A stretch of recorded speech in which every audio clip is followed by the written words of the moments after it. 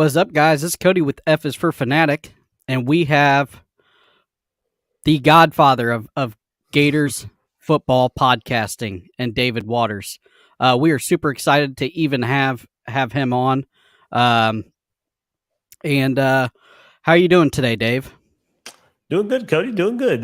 Spring practice has certainly gotten me busy a bit. I think spring practice is a little busier than the regular season for me because hey, look, this is the only time we get to hear from Napier's assistant coaches. He doesn't let them speak during the season, so we get to hear from all his assistant coaches in these 14, 15 spring practices and the spring games. So I like keeping up with the assistant coaches, the players, and Billy Napier speaking in spring to go along with spring practice. Yeah, and when Billy Napier speaks, it's boy, he is a word wizard, is what I call it. You're not getting much out of him, right? You're not. Nope. He knows how to dance around. He knows how to extend those answers without saying a whole lot to go along with it. So we're going to start it from the very, very beginning. We're going to start it. When did you decide to become a Florida Gator fan? To become a fan, it was a lot to do with my dad. He grew up a Gator fan, grew up in Jacksonville. So when I started getting into football, it was just passed down. Honestly, just watching Florida. There was no other choice on a Saturday in the fall of watching Florida Gator football. So I fell in love with it. It's just from a TV perspective too. My dad doesn't go to many games, doesn't really like fighting crowds, so it was just falling in love with being a Gator, and of course, fortunately, I'll turn 40 this year. So as I was in the 90s, I was growing up watching Florida football in the 90s, watching Steve Spurrier and coaching those quarterbacks year after year and throwing it all over the field and the fun and gun. So, a kid growing up in the 90s watching Florida football, it was fun. It was exciting. It was new, just hadn't been done in the SEC before when Steve Spurrier come in. So it was just the, perfect mesh of my dad passing down his Gator fandom to me and just watching, the consistent winning for a first time in an exciting fashion at the same time of becoming a Gator fan. So it all just kind of timed out perfectly. Gotcha. And then now you do cover the team also for News4 Jack, right? Yep. Right here in Jacksonville. I've started at Channel 4 News for Jackson in 2006. And that was, just to get a foot in the door type of job. And now, done some manager stuff as far as like commercials here in Jacksonville, but then started Gators Breakout in 2016. And then the general manager in 2018 said, hey, we see you've done this podcast outside and it's becoming successful. So, hey, we're in the media business, so let's partner up. So I've been partnered with WJXT with Gators Breakdown since 2018. And it keeps growing. It keeps growing.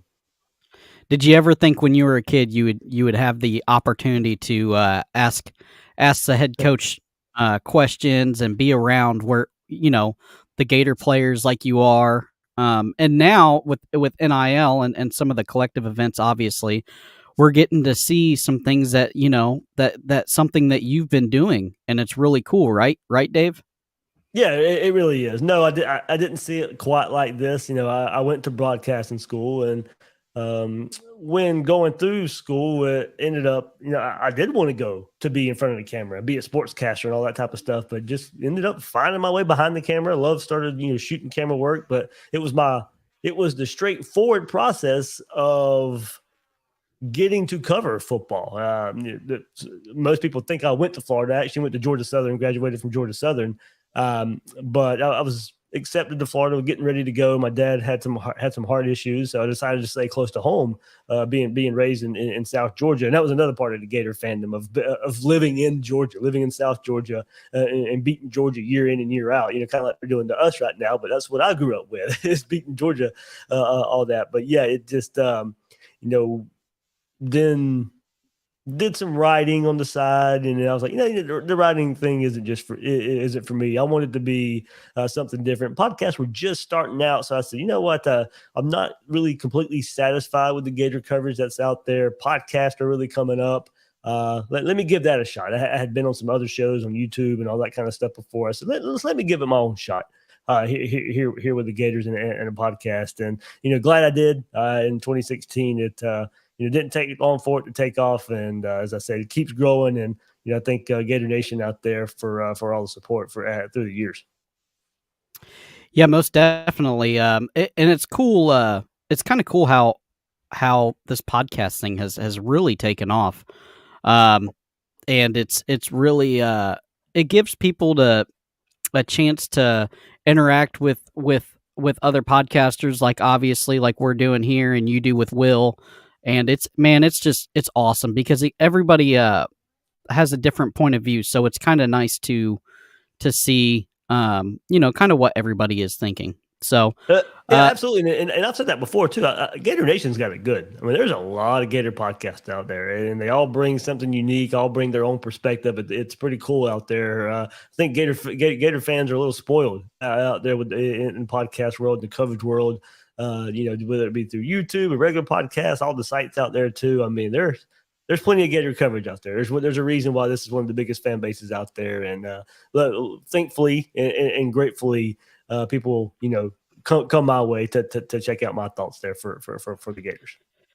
Yeah, most definitely. The thing I like about it is there's a different flavor of the of podcasters too. Everybody kind of brings their own little spin. Yeah. If you want to get real deep in the weeds, you can go watch Read and React.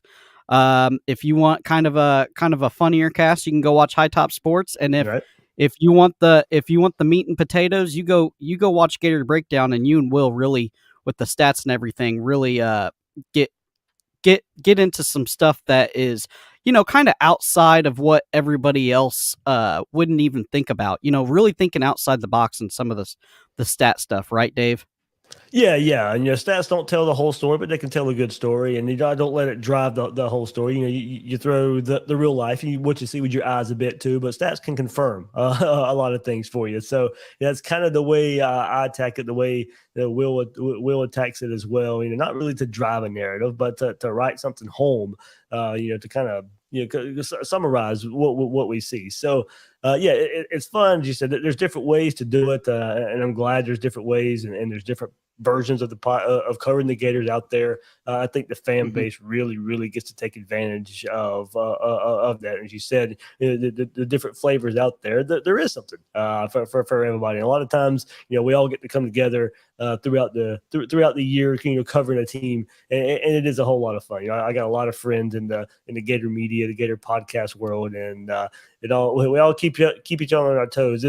I liken it to a team a bit. It's mostly a friendly competition. If you're on a team and you got a group of wide receivers, they're your buddies, but you also want to be the top guy out there. You want to be able to be the best one out there. So that's really all it is. To me, it's a big friendly competition in some way, but I think we all come together when it really matters.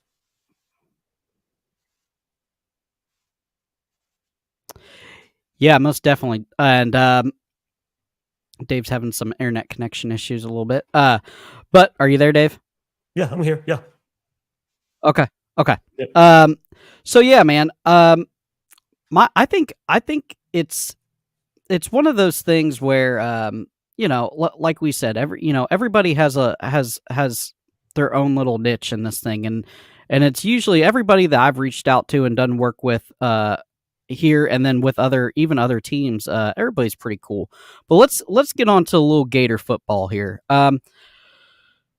Billy Napier comes in year 2. How are you feeling about that? Obviously, we all know Mullen kind of left the program not in great shape. You probably know even better than we do, covering the team as in depth as you do. But let's kind of get into that a little bit. Yeah, Billy Napier going into year 2, and look, I'll admit, year 1 was not as successful as I thought it would be, but a lot of that dealt with, I did think the defense would take a step, and I thought Anthony Richardson would be a special quarterback, and not given anything to do with his NFL stature right now, but a more consistent quarterback, year in and year out, game in and game out. I thought he'd be the quarterback that'd be on a consistent basis, and what we saw in that Utah game and what we saw versus Tennessee, I thought that'd be the Anthony Richardson we mostly got, but it wasn't. Not enough to make up for a bad defense on some of his inconsistent days. Florida didn't get to probably that 8-9 win mark that I thought they could last year. I think, that mass exodus that happened to the transfer portal after the season, look, that was going to happen at some point. It was either going to happen right when Billy Napier got hired, or it was going to happen after the first season. So it just now happened after the first season, and your mass exodus, and that means you got to bring a lot of guys in too. And recruiting, there's a lot to like about Billy Napier's recruiting right now. I like what he's doing in the 24 class too. And Cody, you and I were talking before we came on here. I said, more than likely, this is just going to, we got to show probably a little bit of patience here. Billy Napier's going to do it one way, his way. And this way is not really going to be conducive of fast results. So it's going to be a slow build, a slow rebuild, digging out of Dan Mullen. He's going to, make sure the culture's right first and foremost, and then go out and build from there. And that's not to excuse if it doesn't end up working out. He doesn't. The Florida fan base is not a very patient one.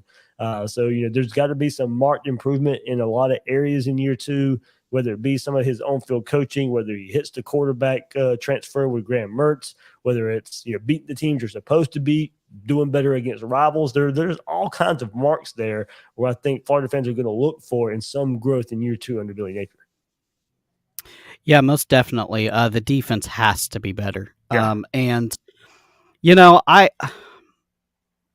I tell people, I went and watched, obviously, I watched pretty much all the games when Patrick Toney came. I watched all his University of Louisiana games, and we did not get the Patrick Toney defense that we thought we were getting. And Right. I'm not sure why that is. I'm not sure if it was because of the players he had, or it wasn't the right fit. The scheme didn't fit those players. But he got really, really conservative, ultra conservative.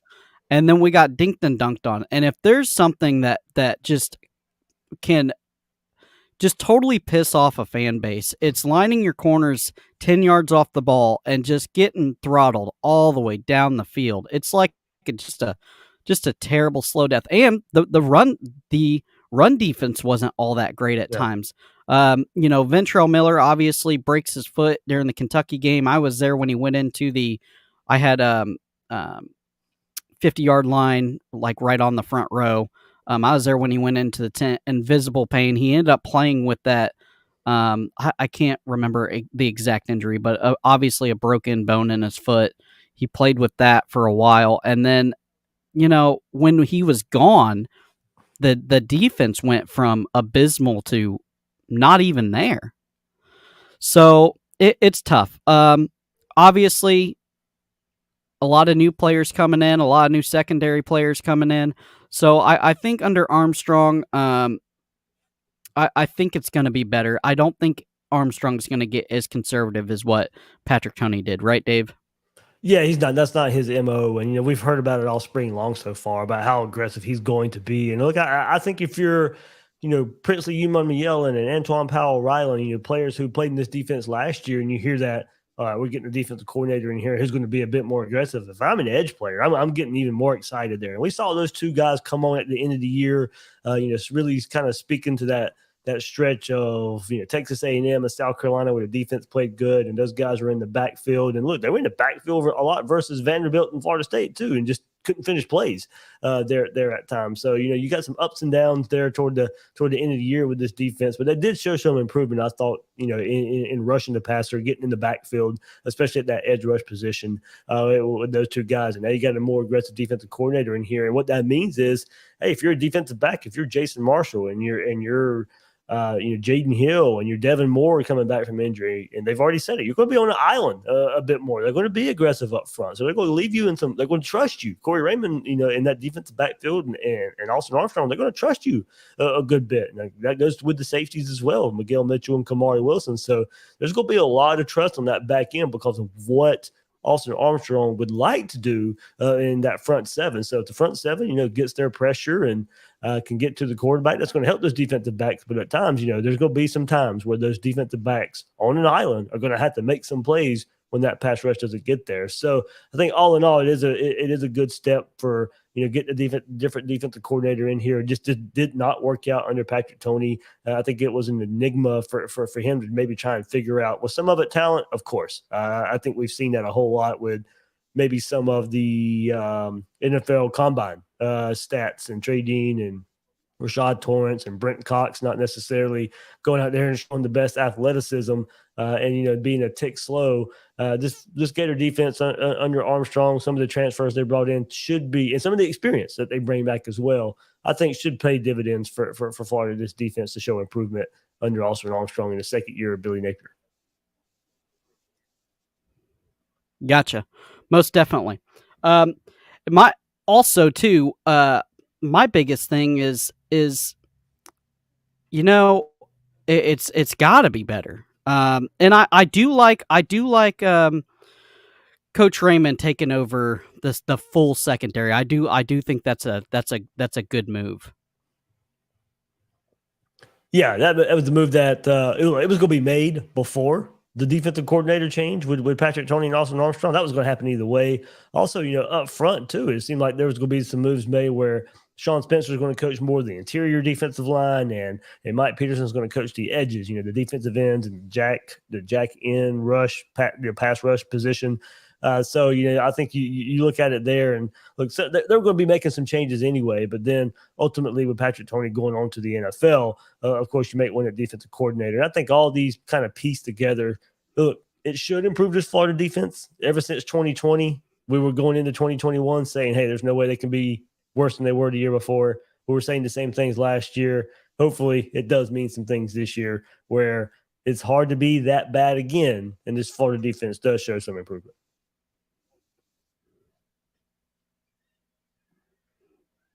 Let me we're gonna take a brief second. I'm gonna check the internet real fast.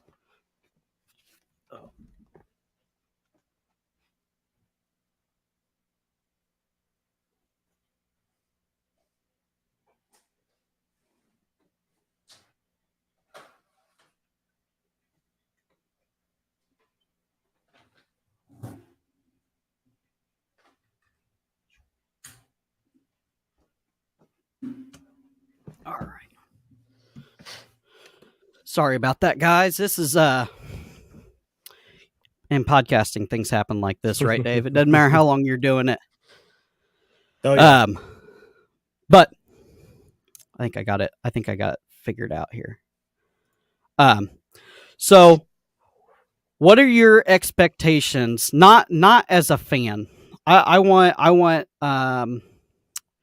the Gator Dave from Gators Breakdown. What is your expectation in year 2 with Billy Napier? What do you have to see to say yes? Is it recruiting? Is it, a little mix of everything to say, yes, this is going on the absolute right direction?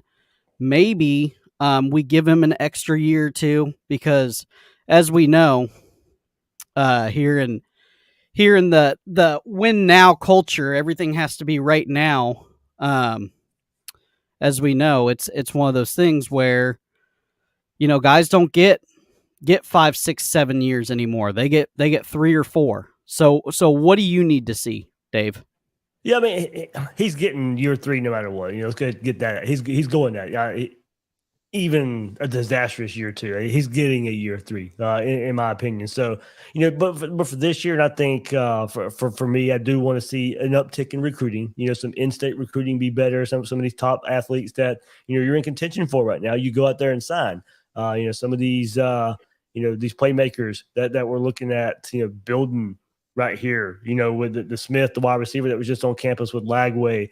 You're off to a great start in 24. That's got to continue. A lot of these big time prospects that are making their way on campus this spring and for the spring game, and I think we'll get a pretty good indication when these summer months roll around where just recruiting is going to be for Florida. And I do expect an uptick there from this past class to the coming up class. I do think recruiting will kind of take off there for Florida. But what will a season look like if Florida doesn't have a successful season? If they have another 6-6, 7-5 season, how would that affect the message Billy Napier is trying to send to recruits? And, in your first year, I think you can get by that. Your first year results, I don't think really are conducive to recruiting results, but I do think the further along you are going to have to start selling some sort of vision if the record isn't there. And how good are you at selling that vision? The results will start mattering just a bit more the longer you are a coach there. So I do think when you start looking at Billy Napier in year two, show some growth as far as, go out there and beat the teams you're supposed to be. Your Missouris, your Vanderbilts, your South Carolinas, your Arkansas. You got to be better in those games in 2023. It's a very, very tough schedule for Billy Napier, but we do need to see the improvement on the defense. Go out there and show there's some improvement with all the changes in year two that, hey, you change defensive coordinators. That move is enough to go out there and show enough improvement to be better on that side of the ball. You cannot go 4 seasons in a row where this defense is, where it's just putrid. That's what it's been the last 3 years. You've got to show improvement there, and the offense to, I think be serviceable. You got a run game that you're going to be able to count on. The quarterback play has to bring it along, especially if the defense is going to have to try and figure some things out with a very, very tough start to the schedule there with Utah and Tennessee in the first couple of games, they're in the first month. So I do think, a pretty good start early on. I'd like to see that and see what that means for Billy Napier with a win versus Utah. Would it mean a whole lot? Yeah, it would. A lot of people will point back to last year and say it didn't mean all that much last year. I do think, go out there in Salt Lake City, Billy Napier's second season to get the season started would mean a lot. But all in the end, I've got to see Florida play better versus the teams they are supposed to beat. And when game 12 rolls around versus FSU, that defense better be much better in game 12 than they were, in 2020, 2021, 2022, and the first game of 23. The defense has got to take some steps forward. Gotcha. So again, just a big emphasis on the defense, obviously, because we all know that the defense cost us a national championship, but with the year of Kyle Trask and Kyle Pitts, if it's one of those things, it probably could have cost us 2 national championships in that Mullen era, and we wouldn't even be talking about Billy Napier right now, because he couldn't fire Grantham, his buddy, and the defense was bad. It's just, I think, we need to get back to some of the great Gator defenses of the past. That's one thing I was going to get to. It's hard to be this bad on defense if you're Florida. It's hard. You've got the athletes. You can recruit the athletes. Florida since the 80s, since they've kind of, modern, some of the parts of modern football, had always had a great defense you could count on. Besides that 2007 defense, after winning the national championship in 2006 and losing so many of those players, and you were having to play some young guys, okay, you can see where there's a bounce back year maybe. And that had been about it. Since the 80s, there was a defense with the Florida athletes that you can get year in and year out. You could always count on Florida having at least an average at best defense. And that has completely went away in the last handful of years. Yeah, and it's not corner talent, because we send a corner every 2 or 3 years to the first round of the draft. It's like, oh yeah, another Florida corner going first round, and it starts up it's front. Absolutely wild. Yeah. And here's the craziest thing. I don't know if you will agree with this, and you can go ahead and say if you don't. We got better after Cox was dismissed up front. Yeah, I did. Yeah, I like what I saw from Antoine Powell Ryland last year with him coming in. I mean, him and Newman Miel, and like I said, they had Brenton Cox gets dismissed after the Georgia game, and the Edges went out and had their best game of the season the week after. And it's not coincidence. I was probably higher on Cox more than most. But at the same time, no doubt in admitting that, yeah, there were some players that probably should have been held on the field more who absolutely showed it when they got the opportunity on a more consistent basis that, they deserve to be on the field. They can make some plays. And Antoine Powell-Ryland he was a turnover causing machine there for a bit, forcing some fumbles there. So I'm really looking at his growth and Yuman Mielon's growth there at that edge position now that he's kind of gotten away from that strong side defensive end and been more of an edge this year. Yeah, Brenton Cox gets dismissed last year. That play at that edge position did step up a bit. Yeah, and my thing about Cox, I think my biggest deal with him is there would be whole games you wouldn't hear from him. Like, he was there, he was in the game, but he wasn't making plays. And if you're supposed to be, a 5-star elite guy, we saw with LSU what Harold Perkins did last year. That's 5-star to me. That's what a 5-star guy does to a defense. LSU, not a great defense, but just you stick him in, and he was an absolute spark plug, right? Absolutely.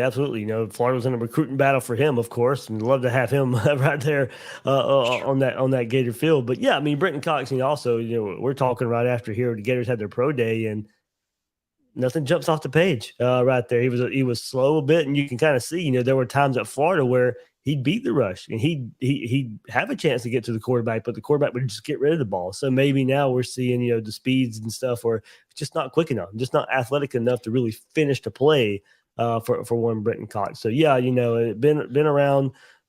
Transfer under Mullen there from Georgia, had that 5-star status, but never really ever lived up to it at Florida. Yeah, he kind of reminds me of a Ja'Kai Polite almost, and I think he's going to fizzle out pretty quick in the NFL. I hope not. I hope. Oh yeah, absolutely. But at the college level, I mean, Polite was more productive than Cox ever was, in my opinion. Yeah, there is that too. So spring ball is obviously upon us. It's talking season. Have you been to any of the spring practices, Dave? I've been to one this year. I haven't been able to make it down. So as much as I'd like, but yeah, can't really even take away too much from these open 10-15 minute portions that they give you at the beginning. It's pretty much warm up. So yeah, but I haven't been able to make it to many.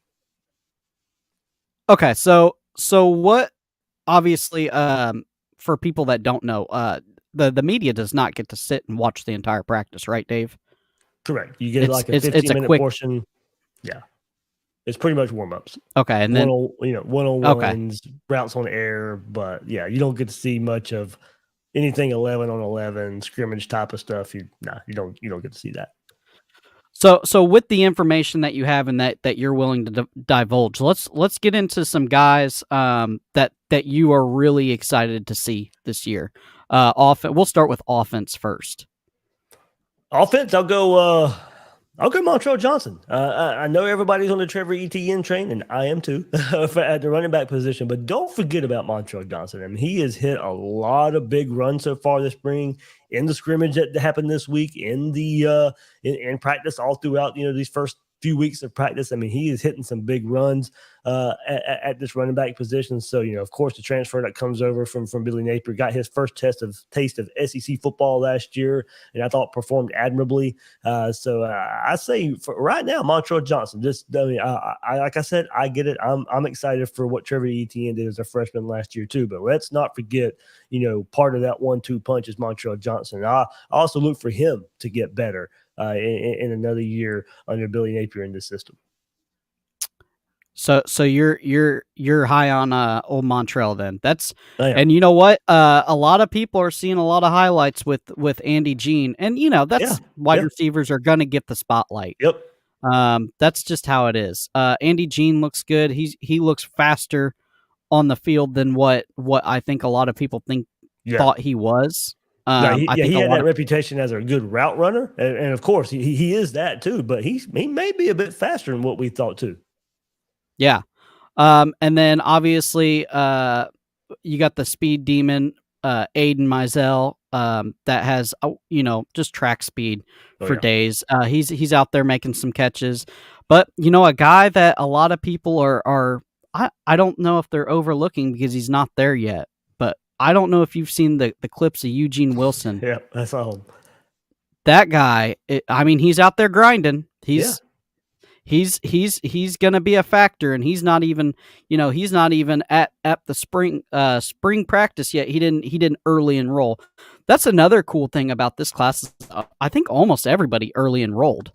almost. Let's see, Eugene, Dijon Johnson, Gavin Hill, and I think there might be one more. I think there was 4 just off the top of my head. I know that's 3 of them. So yeah, you're right. And you go into that receiver position. I mean, I know it sounds crazy to some out there. I know these all 3 weren't, like elite. They weren't labeled elite in the recruiting services, but we, if you followed it closely, we like what Florida was bringing in. And it might be hard to fathom for some out there, but all 3 of these guys could end up being some just contributors in their first year. If the offensive line holds up and the quarterback play holds up, I really do think at least 2 of these freshmen we're going to be really excited about by the time the end of the season rolls around. And if it is just 2 of the 3, that doesn't mean the one I'm leaving out won't be really, really successful down the road. I'm just saying the way it plays out. Ricky Pearsall is coming back, Caleb Douglas is coming back, Xavier Henderson there too. How would the ball be spread out? And Honest Boardingham at tight end too, who's garnering some rave reviews. But these true freshmen, you're going to see some big plays from those guys this year. Of all the true freshman classes you've seen in the past, is this probably one of the better groups that you've seen come in early and just really, really out there making highlights? I think, yeah. Of course, recency bias is probably going to play a bit into this, but at the same time, as you said, there's so many of them, and I just think so many of them at spots where Florida can really use the help. I mean, like a Kelby Collins along the defensive front, a Cameron James along the defensive front, TJ Searcy at this edge rush position. I mean, there's plenty of opportunity behind Antoine Powell and Princely, Human Mielon for a young guy to really show their worth. Those 3 I just mentioned have all the opportunity in the world to do that. These young freshman receivers that we talked about. Billy Napier showed last year, if you're a true freshman running back, he's not going to be afraid to play you. So if Trayon Webb goes out there and does some good things, he's going to get some carries. And then the defensive backfield is littered with opportunity for true freshmen to go out there and show it. And they're going to have to. I mean, behind Miguel Mitchell and Kamari Wilson, we'll see what Florida does in the transfer portal possibly after spring, but there's so much chance for a young defensive back at a Jordan Castell and a Bryce Thornton and Aaron Gates to show their worth at safety. So yeah, Jakeem at corner. Jackson. Yeah, I mean, there's so much opportunity for these freshmen, and since there's so many of them in the rotation now in spring, they're getting those extra spring reps. I mean, I know it's not ideal to have to rely on so many freshmen, and I don't know if Florida's going to have to rely on so many. But if you get if you go out there and they prove that if they prove they can be out there, that means they've beaten some experienced players. So I think if you see freshmen out there for Florida, it won't all be because of necessity. I do think they went out there and proved themselves that they can go out there and make some plays. Now I say this: if you give me the roll of the dice of a lot of these freshmen playing on the defense or running back the exact same defense as last year, give me the freshmen all day. I mean, just it's one of those things. Now there will be times, Dave, in the season we will be screaming at the TV, correct? Because because a freshman makes a freshman mistake against an all SEC wide receiver or all SEC running back, and there's going to be times. But I'm super excited about this class that Billy Napier brought in, because it seems like that. It just seems like, unlike Mullen, where you would get 1 or 2 guys, it feels like the quality across the board is better. Right, Dave? Yeah, they definitely raised the floor in recruiting with the type of players he was bringing in, and they're just good people too. I mean, we've talked to them on Gator Collective Spaces and all that kind of stuff, and you can really feel it. And I just kind of like their demeanor too. It's like, hey, we step into this locker room, and it's not like we command or demand respect or whatever, but just their approach, I think, turns some heads of the guys of how mature these guys are, how how ready they are to contribute. And I think, that really speaks a lot to just the type of players that Billy Napier's looking at bringing in. And as I said, he's not afraid to play true freshmen. You go back to his Louisiana days, and Montrell Johnson's making a huge impact his first year at Louisiana. Osiris Torrance is going to go out there and right now is regarded as the #1 offensive guard in the NFL draft, was playing 13 games as a true freshman there at Louisiana. So maybe Billy Napier's got the track record in the short track record at Florida. Trevor Etienne, you're going to play. Shamar James, you're going to play. If you're a true freshman and can go out there and prove yourself, Billy Napier will put you on the field. Yeah. And let's not forget, Trevor Etienne on that opening drive of the first game fumbles the ball, and he could have been banished to the back. He could have been buried in the backfield between with Lingard and all the other guys. Wright was there and all the other guys, and and he just said, you know what, we all make mistakes, and handed him the ball right back again. So I do like that about Billy Napier's, man. If the best players are going to play, it's not. This is not going to be what we witnessed under the last regime. I can tell you that it's just not going to happen. So who's your breakout star for defense, Dave? I might have to cheat that one a little bit. Big defensive tackle out of Memphis that we got. Maybe it is Cam Jackson is my guy. He's I'm excited, and not just because I did have him on the podcast, but it wasn't because of that. I wanted to get him on the podcast just because of how excited I was to get him. So I was just I remember watching his, of course Christmas breaks around, and I got all the time in the world to watch some bowl games, and I'm sitting there watching the Memphis bowl game, and I started hearing some rumblings about, hey, this might be a guy Florida might be interested in. So I flip on the game, and there he is, and I didn't think too much of it, but then then you get the word that Florida's in the mix for him, and start going and watching highlights and seeing how much he's double teamed and triple teamed at the Atlantic, the AAC conference level. And it's like he's very athletic. He can line up multiple spots up the front. He can rush up the middle. He can rush around the edge in a stunt at the same time. So I'm eager to see what he can do with some better players around him, maybe some better coaching around him. At the same time, some better development, some better conditioning here that he might get at Florida. I'm excited to see what Cam Jackson can do in the translation from Memphis to Florida. And Sean Spencer has spoke well about him this past week as well, just how athletic he is. And I forget who it was. It might have been Princely who said he looks like a wide receiver playing defensive tackle. Now it's that's a unique a unique look at a defensive lineman, but a unique description. But it's one that might just hold up there. So I'm excited. He's the top transfer Florida brought in for me, not only because of maybe how good he can be, but Florida just needs help right there in the defensive trenches. We talked about the defense and how they've struggled. They've really struggled up front. They needed some depth pieces. They needed some impact players. And I really think they got one in Cam Jackson. Gotcha. And that's you got to hit on those transfer guys if you bring them in for sure. Yeah.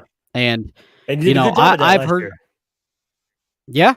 Yeah, most definitely. I've heard some rumblings. I was just wondering if it's as true as what everybody is saying about how good he is. And guys, don't forget, just right next to him, his buddy Big Dez is right there. And another year under the strength and conditioning program, another year of getting his body right. It's one thing to be a big man, but you gotta be able to move, and you gotta be able to play some snaps when you get up against some teams like Tennessee. So we got Montrell Johnson, and we have obviously we have the big defensive tackle out of Memphis transfer is Gator Gabe's 2 picks of the year. So and special teams got to be better too. So, and I hope one of these, I hope we get the transfer out of Houston, special teams player of the year. Yep. So maybe he can show these guys, hey guys, look, you can make a living on special teams. You can get some playing time on special teams, because it's got to be better, because this is probably the worst special teams I've ever seen. Yeah, that too, and I won't gloss over it. At the same time, look, toward the end of last year, we saw Trevor Etienne out there on a kickoff return, and it was better. You know, he was a better kick returner than we had seen up until that point. And hey, throughout the first scrimmage, they blew the play dead. But I was hearing by multiple people that Trevor Etienne had a punt return touchdown setup, but they, out of precaution, out of injury precaution, just decided to call the play dead. But he had a punt return pretty much lined up for a touchdown. So you might see Trevor Etienne on punt returns a bit more now as well. So Trevor Etienne might be if you're going to start looking, and I know it gets tricky. You don't want him to get hurt. You don't want to miss his production in the backfield. But as you said, Cody, Florida needs help at special teams, and Trevor Etienne might be the guy to kind of unlock some more plays there. Yeah, most definitely. And I am hoping, I'm hoping maybe one of those freshman wide Yeah. receivers possibly get a chance at it, or maybe Eugene Wilson with as Mm-hmm. explosive as he looks. Yep. Because I'm gonna be truthful with you, Dave. I don't want my NFL back, which Trevor Etienne is. I don't want him shagging punts and on kickoff return. The like you said, the percentage of injury is way too high, and it's just one of those things. So I hope there's a guy that can step up, that can take that over for ETN, just so he can focus on, run the ball, keep the legs fresh. Obviously, is a big thing. This is a I don't know if you've looked at the schedule, but we go into a gauntlet towards the end, Oh yeah. and we are going to have two running backs that have fresh legs. So I haven't heard a bunch out of the transfer from the running back transfer out of Tulane. Yeah. Have you heard anything about him? Yeah, if you actually go out there and look at one of the recent videos Florida put up, you'll see a running back who is number 27, and it's not Damian Pierce running over players. It is one Cam Carroll, the Tulane running back transfer out there bowling over Miguel Mitchell. So look, that's the catch 22 of spring practice. If somebody makes a good play, that means also somebody on your team made a bad play. So you hope Miguel Mitchell's out there, can maybe wake up call to get better in tackling a bit. But that is one Cam Carroll who, yeah, I hear he has he's fit really well so far into this running back rotation. So Florida's going to have 3-4 backs here, as I said. Throw Trayon Webb into the mix as well. But yeah, if you want to see just a glimpse of Carroll. One of the recent highlights Florida shared from the scrimmage is Cam Carroll busting through some big would-be tackles and getting down the field. Yeah, now that you said that, I did see that clip, and man, he runs angry. And there's Oh yeah, there's different style runners out there, obviously. And for guys to say that, Carroll, obviously, coming from Tulane, if people are like, kind of scratching their head, like, well, what, he really didn't do a whole lot. Tulane guys, they had a guy named Tajay Spear, and that guy is a NFL back. He is a scat back, and he does it all. And he was the whole offense. So it's one of those things. Sometimes the offense is built for that running back, and they would put him in on goal line and stuff like that, and he just ran angry. So that's good to see. So we need a bruising back again, like yeah. Pierce, and hopefully we use him unlike we did Damian Pierce. Yeah. I said this before spring practice. I think Cam Carroll, with his kind of makeup there, and now we see that highlight. I mean, he screams third down back to me. Go get your 1-2 yards in third and short, fourth and short situation. Keep the chains moving, and yeah, be rewarded for that. Maybe get on the field a bit after that. But I do think maybe a main focus would be those short yardage situations. Yeah, and something that we have at times struggled with. Yeah, again. Yeah. Absolutely. That is a big need. If you're up, 7 and you're trying to run the ball and get, milk the clock away a little bit, you got to convert, and to have a back like that to do that, that's a big deal. And then I do want to ask you, we've been on about 45 minutes, so we're going to wrap this thing up. I don't want to keep too much of Gary Dave's time. He's extremely busy man. But I want to ask you two questions. First question is, what are your thoughts on Mertz? Do you think he is going to be the guy? And obviously, he has to play better than what he did at Wisconsin. Yeah, I still think he'll be the guy. You know, here in probably what we're about halfway through spring practice right now. Here and he's I wouldn't say necessarily he's head and shoulders above the rest, but I do think if there was a game played tomorrow, I do think even with Jack Miller's limited experience last year in this offense and Max Brown's limited experience in this offense last year, I do think it'd be Graham Mertz getting the call for the Gators to go play a game. So we'll see how the rest of spring practice comes out. But you knew with his experience at Wisconsin, he's coming in more than likely going to win the job. And I do think it plays out that way. And Cody, yeah, you said he's got to play better than what he showed at Wisconsin. Now, this is, and he told us in the media this past week, yeah, this is an offense where I'll be in the shotgun. This is an offense where there's a plan for everything. This is an offense where it opens up just a bit more for me. So look, that's got to translate. If it is something you're more familiar with, if that offense at Wisconsin did hold you back, now you've got to take advantage of a system that you're kind of telling us is better suited for you. So now we got to go out there and see it. And don't get me wrong, I mean, it's gonna be tough. Game one to go out there to Utah and play a really, really good Utah defense, especially up front. So it's got to hit the ground running. There's not a lot of time for growth within the offense. You've got to kind of hit the ground running. So I do wonder when Billy Napier makes that decision to hand the keys over to the number one quarterback, because Will and I brought it up this past week. You'd love for that quarterback, whoever's number one, to get all the reps, coming up in fall camp. So when is Billy Napier going to make that decision? Also, I think can really, maybe determine how Graham Mertz's growth is.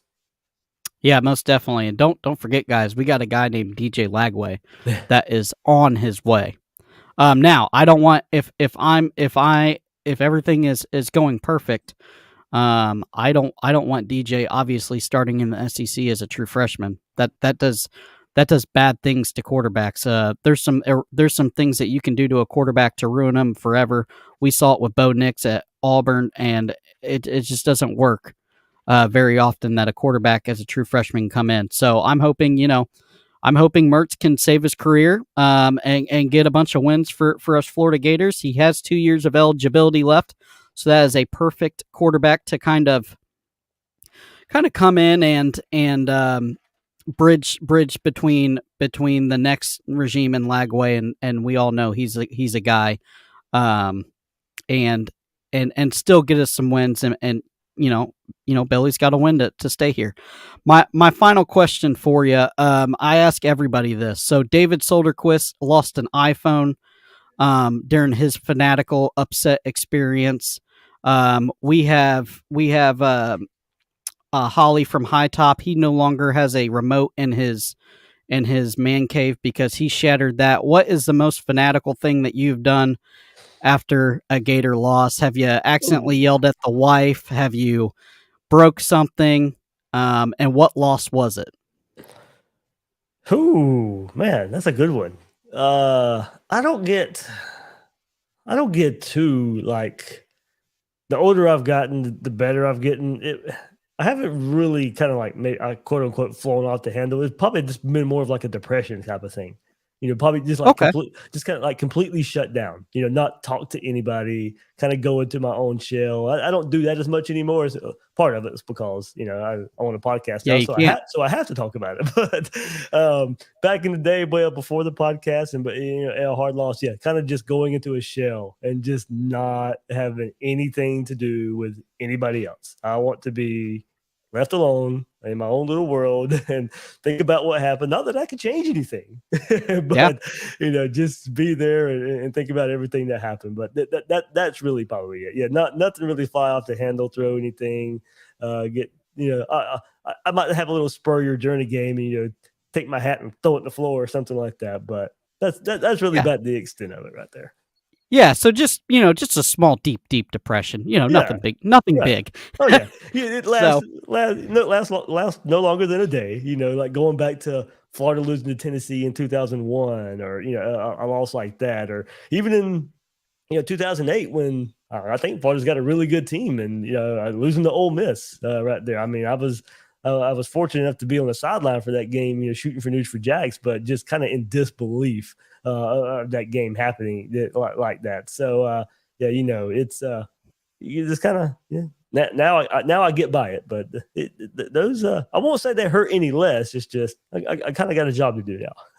Yeah, yeah, most definitely, and it's tough. I haven't experienced a in game in season loss in trying to cover the Gators, so that will be something for me this year to have to come on here and just take the L's, and they're gonna happen, guys. So I appreciate Dave for coming on here. I've been a long time watcher, and really like the stuff that you put out. So I really appreciate you coming on, man. Hey, Cody, thanks for having me, man. And yeah, it's we can get back together anytime. And like I said, not much better than talking Gator football.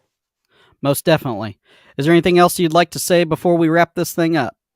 No, everybody just follow me on Twitter at GatorDave_SEC. And you, like Cody said, you can watch Gators Breakdown on YouTube or your favorite podcast platform out there. All right. All right, guys, we will see you later. Thanks for hanging out with us. And we will be back on Saturday, 3:30, live call-in show as always. We'll talk to you later. Go Gators.